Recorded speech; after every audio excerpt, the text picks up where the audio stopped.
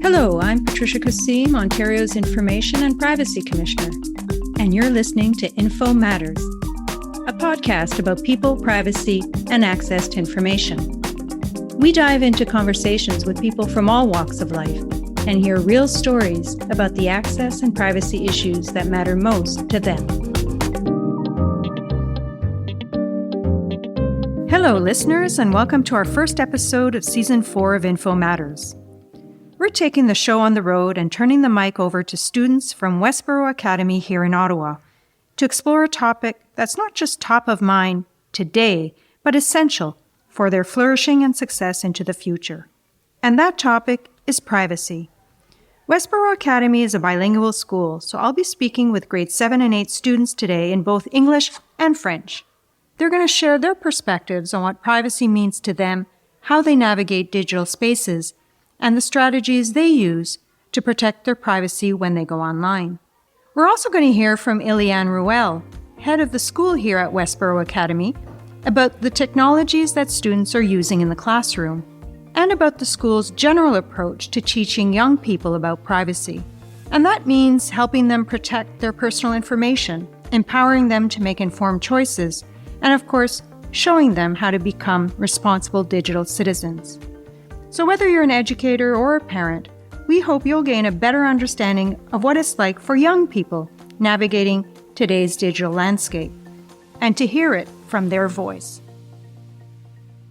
Eliane, Gaia, Henrik, Isaac, Tage, welcome to the show. I'm so excited to be having this conversation with you about privacy and what you think privacy means to you and how you go about protecting it in your day-to-day activities. So why don't we get started? And I'm going to start maybe with Henrik. Can I start with you? All right. So, a lot of people say that kids don't care about privacy anymore. What do you think about that? I don't think it's as much that they don't care about privacy. I think it's more that they don't know and they don't think about it. When they're online, that's not like what they're thinking about. So if they were taught about it or reminded about it, that could help. That's a really fair point. And what do you guys think? Do you care about privacy? I'm pretty sure children, they care about privacy, but they don't, as Henrik said, they don't know everything about it. And also I feel like their parents know more about it because they've lived longer and they've seen what privacy and what sharing privacy can do. So in a sense, people like me, teachers, parents, we have a role to play to teach you about privacy and teach young kids about privacy. Do you agree, Tej? Yeah, I think that our parents are teaching us, are telling us about bad things that can happen on a device to show us that we need to kind of be safe when we're online. Mm-hmm. What about you, Isaac? Do you care about privacy? Yes, I actually do care a lot about privacy. And like Henrik said, I think that it's not that children don't know about privacy or don't care about it. It's that they don't fully understand the consequences of how they act online. Right. That's a good point. Good for me to take away and think about and work on with my colleagues back at the office. Gaia, I'm going to ask you something more philosophical. What does privacy really mean to you? How would you define it for you? That's a hard question. Mm-hmm. I'll put it this way. If you're in a room and you want privacy, you close it off. So technically, privacy would be it's closed off and it's to you or to your family. And it's information that would be yours. And you could share with other people. You don't have to share it with other people. And it's your decision too. But I feel it's something that's closed off. Your information, privacy online could be your information, your address, all of that. So it's like keeping information closed in a room, like you say, and you decide when you want to open the doors or the windows for other people to see or to come in. That's a good concept. What about you guys? What does privacy mean to you, Henrik? It's knowing who's seeing what you have or what you share. And it's knowing who doesn't see what you have and what you share, so that if there's something that you want to keep secret or just between you and another person, that you know that no one else is going to figure out about this. So it's really about controlling who gets that information or not. And you sharing essentially when you want to, with whomever you want to, and on whatever terms, right? Yeah. Tej, what does privacy mean to you? I feel like it's a bit of a safety blanket. It kind of protects me from letting everyone know what happens in my life, because my life is my personal thing. And I think when some people try to take that privacy, it's kind of hard to get away from that. Or to get it back. Yeah, to get it back. Yeah, once the genie's out of the bottle, it's out. Kind of thing. That's really insightful. What about you, Isaac? What does privacy mean to you? I guess I agree with like everybody here. It's basically like how you want to keep all your secrets, and that I also think it's a bit about trust. Like if you give it to someone and you have to trust them to keep it to themselves. Well, that's a really good point. So you can share it, you can control who you share it to, but you have to trust that that person's going to respect your confidence, right? Exactly. Oh, that's such a good point. I want to ask Tej, the concept of privacy is about controlling who gets to see your information. Are there times when you want to share something or some personal information with some people but not with others?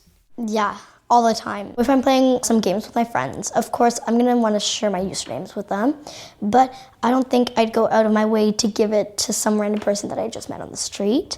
And sometimes I think it's important to keep the privacy that you've gotten from other people and not give it out to other people, because it's their privacy that they've trusted you to have. So it's about like relationships with different people and wanting to share information with them for some reasons, but not with others. Yeah. Like there's things you want to share with friends, but not with commercial companies, or things you want to even tell your parents, but you don't want people outside the family to know.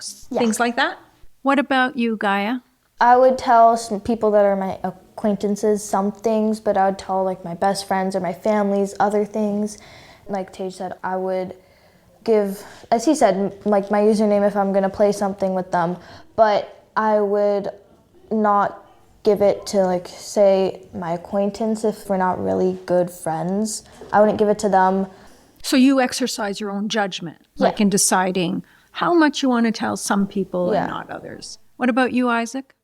So me, I think like if I'm having complicated emotions, I would only tell the people that I feel really close to and I trust a lot, like my family or like my really best friends, because you probably don't want a lot of people knowing like what you're feeling in the moment, as there can be a lot of things like people might make fun of you for it, or people might always crowd you and ask you questions about everything.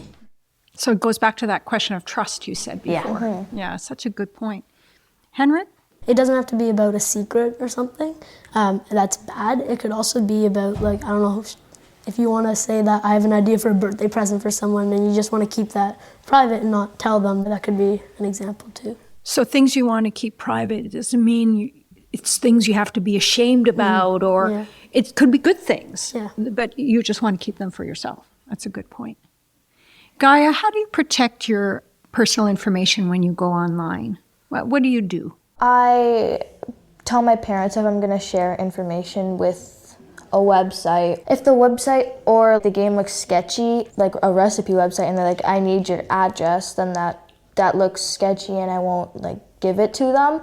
So it's also about like judgment too. If this person's asking for a bunch of information and it's like not in the right time or like the right place, then that would be somewhere where I wouldn't give them my information. So there are tricks that you look for, or there are things that give you a feeling or an instinct or an intuition that they're just not right. Isaac, what do you have as tricks or strategies for protecting yourself online? At the very basic, don't give people your passwords. Don't communicate with people you don't know like extensively. Like maybe if like you're playing a game that like has teamwork, you can communicate them a bit in the chat, but like don't give them information about like where you live. If you're like putting information into a website, or something, you can always like ask your parents, as they probably have more experience with this than you do, and they can help guide you to see, is this a good website to give your information to, and is it trustworthy? And then, eventually you'll learn for yourself some ways to see if it's good or not. Yeah, good. So exercise your own judgment, ask your parents for help, look for tricky signs that just don't seem right. What about you, Tej? What do you do? If I'm signing up for anything important, like if I'm getting an app, I would definitely tell my parents. If we're using Snapchat, for example, a new thing has been implemented where they ask to see your location so that your friends can see it. And I think it's really scary to have that app sometimes, because if someone can find your location, then who's to say what they can do with the location?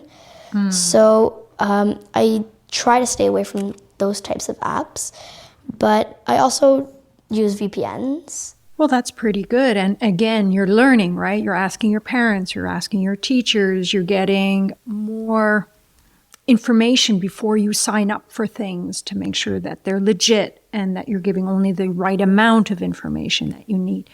And sometimes there's like settings, right, for apps, and you can go in and you can change the settings to be more privacy protective. And if you don't know how, again, you can ask your parents, right?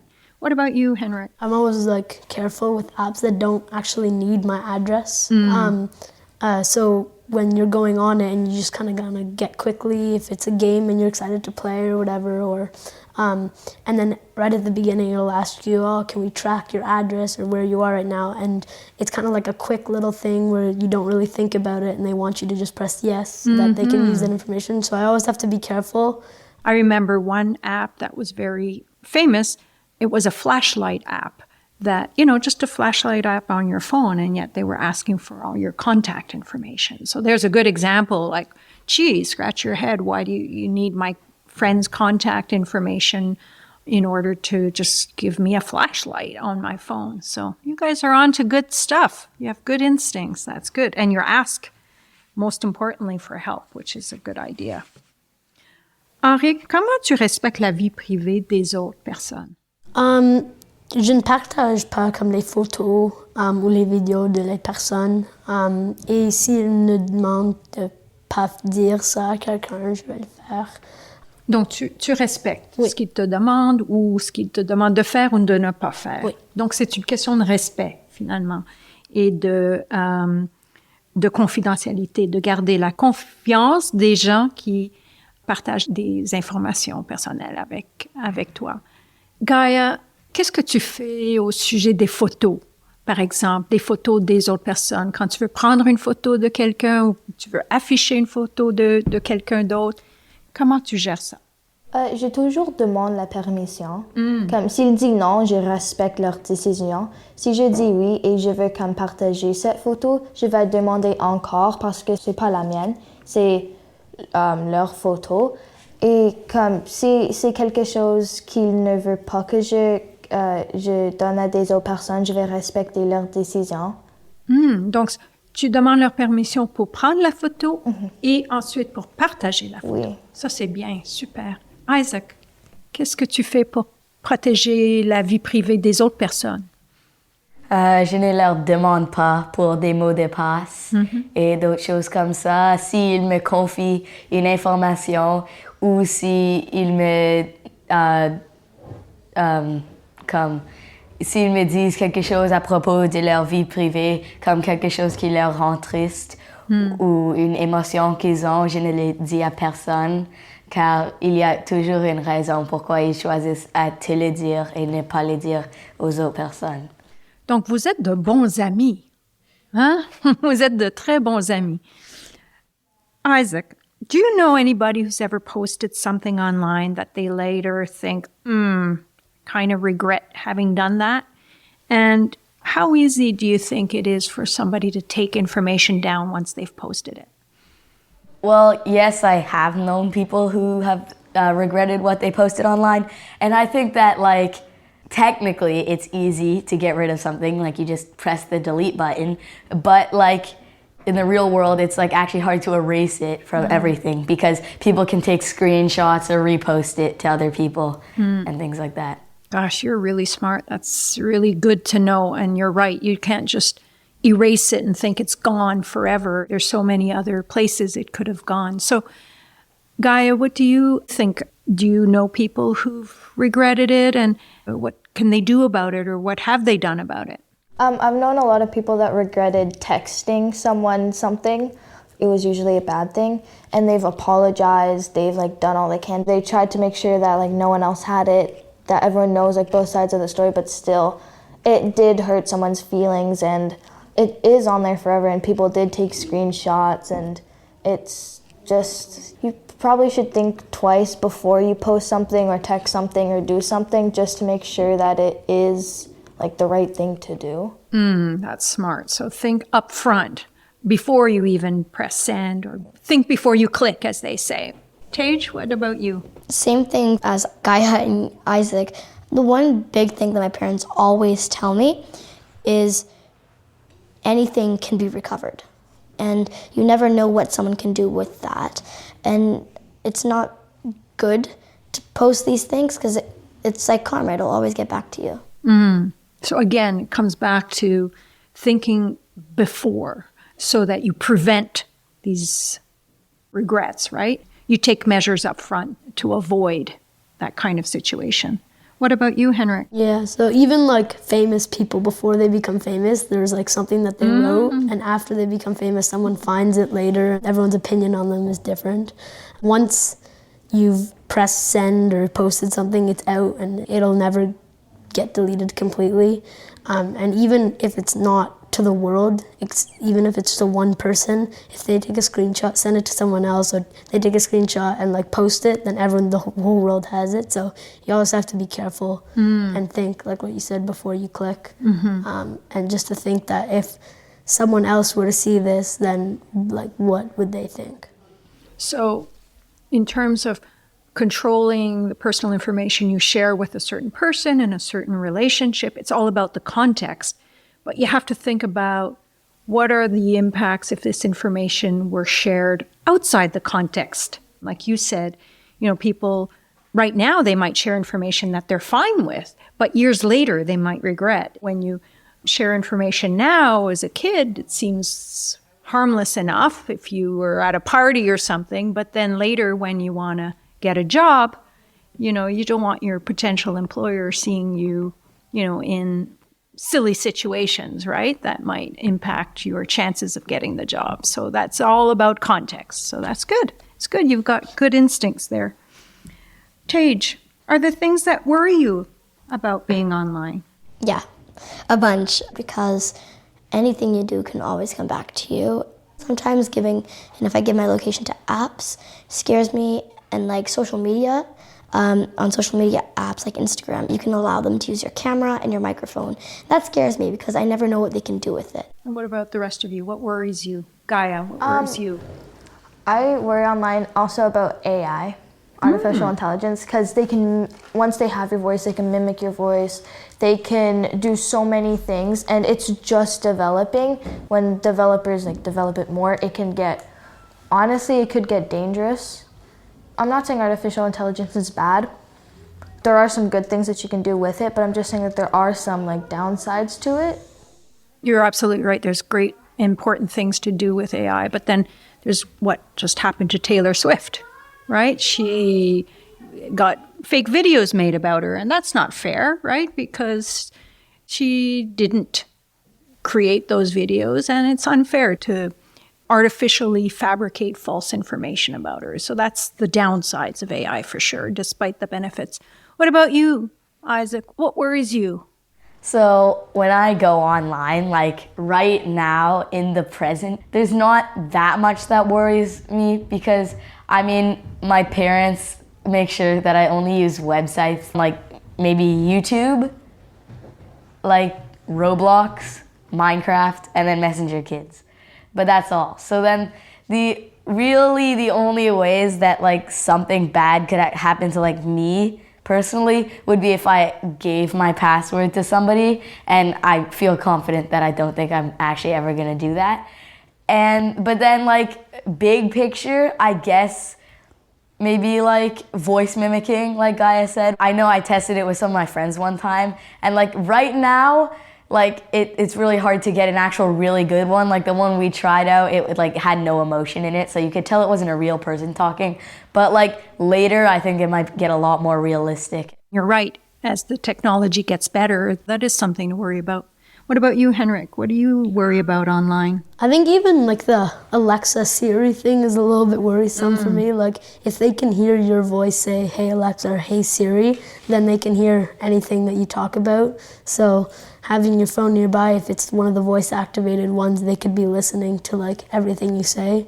So it's a little bit worrisome. So now that we all know what you worry about, what do you think adults can do to help you and make you feel more comfortable when you're online? Like either your parents or your teachers or people like me who enforce privacy laws. What can we do to make you worry less and feel more comfortable when you're learning online? Isaac? Some things you could do is like maybe find ways to inform a lot of people about like what to do and what not to do. Like I know for like all the younger people, we really enjoy playing games. So you guys could make like a situation game. Like you're in this situation, what would you do here? To like help kids understand what happens because of their actions, and what to do in a situation where somebody's asking for your password or there's a sketchy situation. We created some games and activities for kids in this privacy pursuit book, and I'm going to leave you a few so you can play with these games and these activities. But maybe we should do a video game. That would be even better. Maybe that's the next generation game we can do. What about you, Gaia? What can adults do to help you feel more comfortable? I feel like in schools they should also teach kids about privacy because sometimes at home or they don't learn about it. But most people do go to school, and if they learn it in school, then sometimes they realize what's happening. So it would be much easier if you could teach it at school, and like you teach math and English and history, and it would inform a lot of like younger people the benefits, but also like the bad things that happen when you are online. And that's a good point, because a lot of parents don't really know. They're not experts. They don't know all of the bad things that can happen, and that's why, sometimes including this kind of information in schools is a good way of supplementing the kind of education you get at home, right? So both of them together will give you more support. What about you, Tage? I think that providing us with the information about how we can act safely and smarter on devices is good too. I think if you also make it relatable for us, I think it would make more of a difference, because when we talk about these things, we talk about how this person did that and how this person did that. But I don't think we actually understand if our parents or teachers don't kind of make it more interesting. Because I think sitting through a conversation like that, I think we would relatively be bored, and I don't think we would want to listen to it. And so that's really what I think. So we can't talk like this and tell you about privacy. We have to make it fun and relatable, right? Yeah. And like going back to games and videos and building it into the school curriculum. So you're learning it as you're doing it, right? Situational, giving you like scenarios, things like that, to make it real life in a way. And what about you, Henrik? I think just teaching kids about the consequences of like your actions, and that there could be like a permanent black mark around your name, and it'll never go away for your life. And so like if you teach them about the consequences, then they could be more aware as they're online, and making decisions online. So teaching them about potential consequences without necessarily scaring them, but just, as you say, telling them what the consequences are so that they're more alert when they download an app or they're asked questions about sharing information. That makes a lot of sense. Just by having this conversation with me, you're teaching other people, because we're going to share this podcast with lots of other young students in Ontario, and they're going to learn from you. They're going to, be inspired by some of the things you said today. And for that, I want to say a big thank you for agreeing to do this. It took a lot of courage to meet with me today. I hope you enjoyed it and had fun. I certainly did. Yeah, so you let me know through your teacher and your principal if there's any other resources that we can provide you to make essentially life easier for you and so that you grow up with smiles on your faces and confident that you have a bright future ahead of you. Thank you so much for joining me. Thank you. Thank you. So, Eliane, let's turn it over to you. Tell us a little bit about yourself and how is it that you came to work at Westboro Academy? So I'm one of those people that always knew that they wanted to go into education. And about 30 years ago, I started teaching in an Inuit community. And then I went overseas for what I thought was going to be a 2 or 3 year adventure. And then 30 years later, after the pandemic, started missing home and decided it was time to return to Canada. And at the same time, I stumbled across this job ad for a lovely, small, community-driven bilingual school in Ottawa. I love living in capital cities because of just all the different perspectives and diversity. I was brought up bilingual. I share the community values. It was just one of those perfect fits at the perfect time. Formidable. Et voici, vous êtes rendu. Oui, je suis rentrée à la maison. So obviously you've been a principal at schools around the world, as you say. How would you compare Canada to other countries when it comes to technology use among students? So I've been working in international schools that deal with an expat community, and it's actually surprisingly the same everywhere around the world, where kids are using technology nonstop.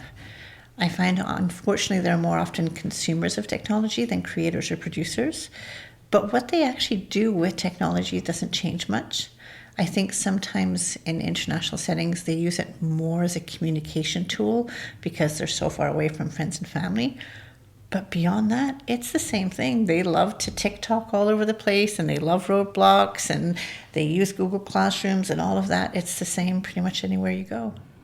And so schools use online education platforms and technology to advance learning. And what kind of technologies are Westboro students using in the classroom? And how do you ensure, as their principal, that these tools align with best practices for protecting their privacy?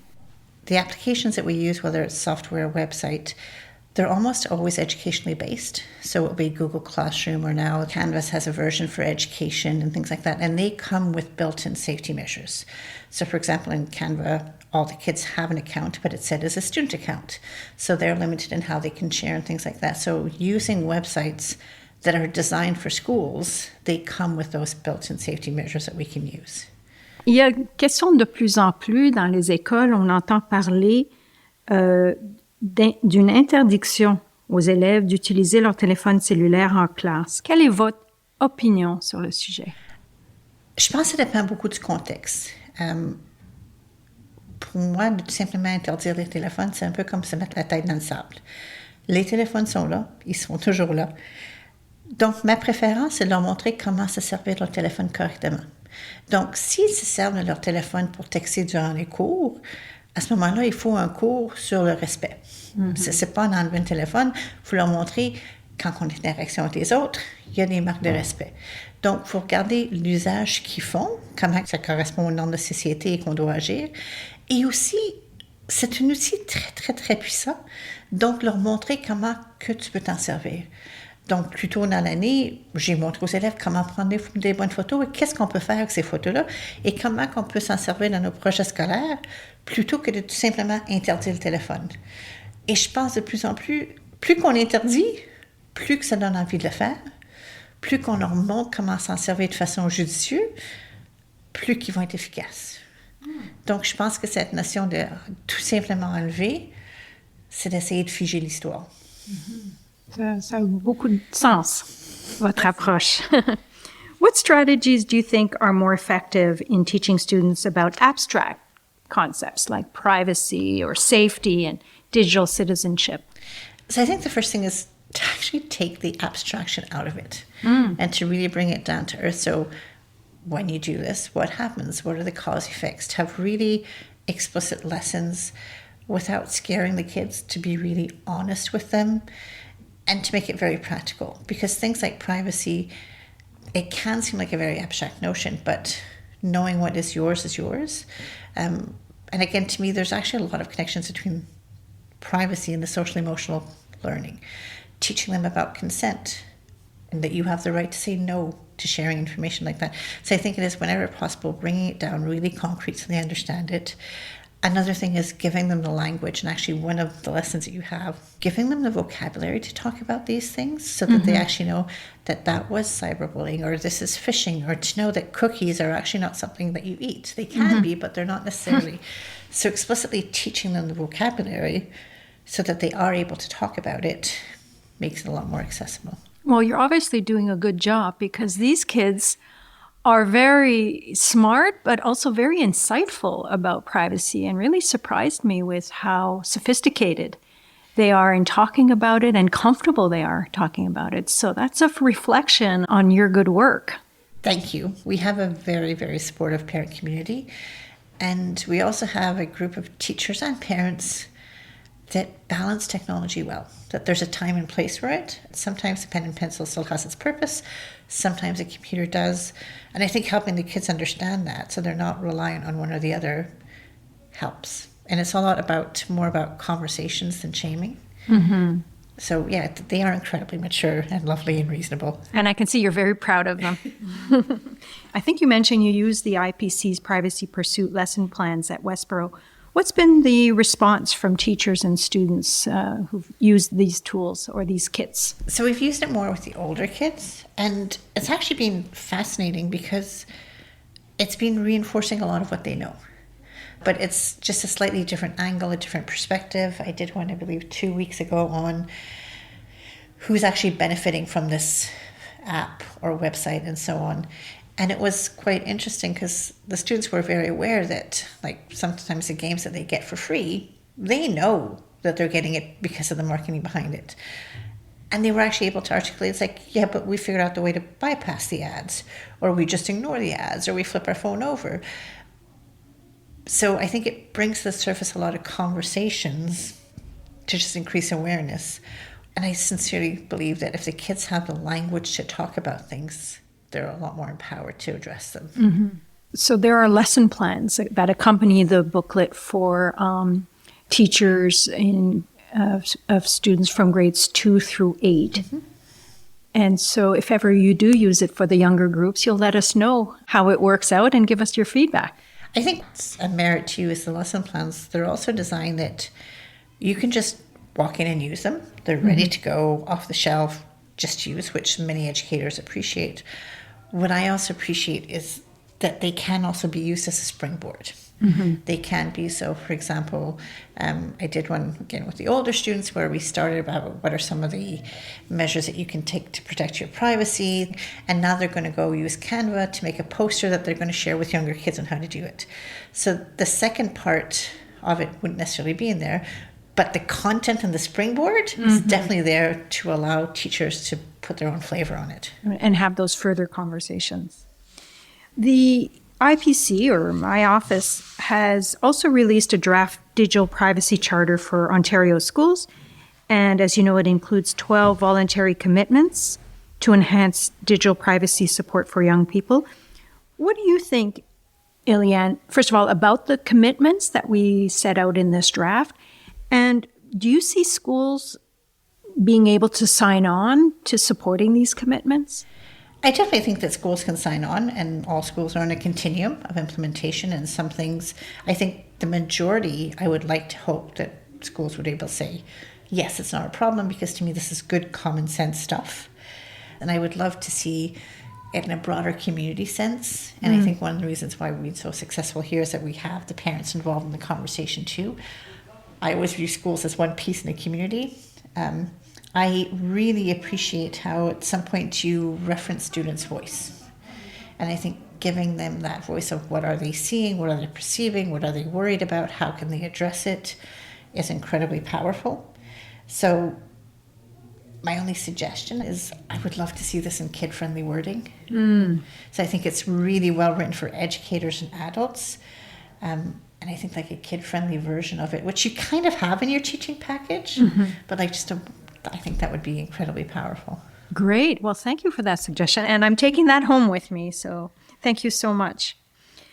I guess just a last question to end on, and it's one I ask all my guests. And I refer it back to our strategic priorities. And the one that's relevant, of course, to Westboro Academy is our strategic priority on children and youth in a digital world. And our goal in that area is to champion the access and privacy rights of Ontario's children and youth by promoting their digital literacy and expansion of their digital rights, while also holding public institutions accountable for protecting the children and youth that they serve. So as an educator, with all the experience you have, do you have any advice for me, for my office? What are key areas you recommend that we should focus on to effectively advance this goal? I think the first thing is don't stop. That there is definitely a need, and the internet is incredibly confusing and incredibly attractive, and it's only going to get more attractive. To Gaia's point earlier, AI is only going to make it more complicated. So first thing, don't stop. I think also anything that we can do to make it kid-friendly, because they think differently than our generation. Mm-hmm. So anything that we can do to put in that video format that's more accessible to them without necessarily going too cartoony. And with kids, it's often difficult to make it child accessible, but not babyish. I'm going to take that to heart because we have set up a youth advisory council of students between the ages of 15 and 25. And they really are our focus group onto the world. And we ask them to give us their lens on our educational materials to make it more accessible and kid-friendly and relevant, like the kids said today, you know. Otherwise, if it's too technical, they just kind of zone out. But if it's relatable and if it's in a language they understand and it's fun, then they're more likely to tune in. So thank you for that. And I will put the mission to our Youth Advisory Council because they're a phenomenal resource for us and for Ontarians. I think the other thing too, often the mistake I see made is when people treat something as a technological problem because it involves technology. To me, so much about this is about social emotional learning and learning respect and learning self-regulation. And the apps, they're designed to catch you out. They're designed to make you give the information. So I think anything that we can do to help the kids develop their own independence and to develop their own voice, to be able to say no or to say yes in an appropriate manner, and that you can do without any technology at all. So I think it's a bit unfair that technology is like, let's just change our computers. The problem isn't the computer, it's that the students maybe haven't had the opportunity to learn the skills to manage that platform. Right. And we as adults, as educators, as parents, as regulators, our role is to support them in that so that they're not alone carrying this burden, but well supported and can make those self-regulatory choices with the information they need and want. Obviously, they've asked for it throughout our conversation today, so it's a great note to end on. Thank you so much, Iliane. Thank you. My pleasure. It was a real honor and pleasure for me to come to your school in person, and I hope the kids have fun. I certainly did, and I want to thank you in particular for being so insightful and open and honest about your great work in guiding these young students into the digital age. For listeners who are interested in teaching young students about privacy, whether at home or in the classroom, the IPC has free activity books and lesson plans available on our website at ipc.on.ca. And if you're looking for assistance and general information about Ontario's access and privacy laws, you can always call or email our office. Well, that's a wrap, folks, from Westboro Academy here in Ottawa. Thanks for listening, and until next time. I'm Patricia Kassim, Ontario's Information and Privacy Commissioner, and this has been Info Matters. If you enjoyed the podcast, leave us a rating or review. If there's an access or privacy topic you'd like us to explore on a future episode, we'd love to hear from you. Send us a tweet at IPC-InfoPrivacy or email us at podcast@ipc.on.ca. Thanks for listening, and please join us again for more conversations about people, privacy, and access to information. If it matters to you, it matters to me.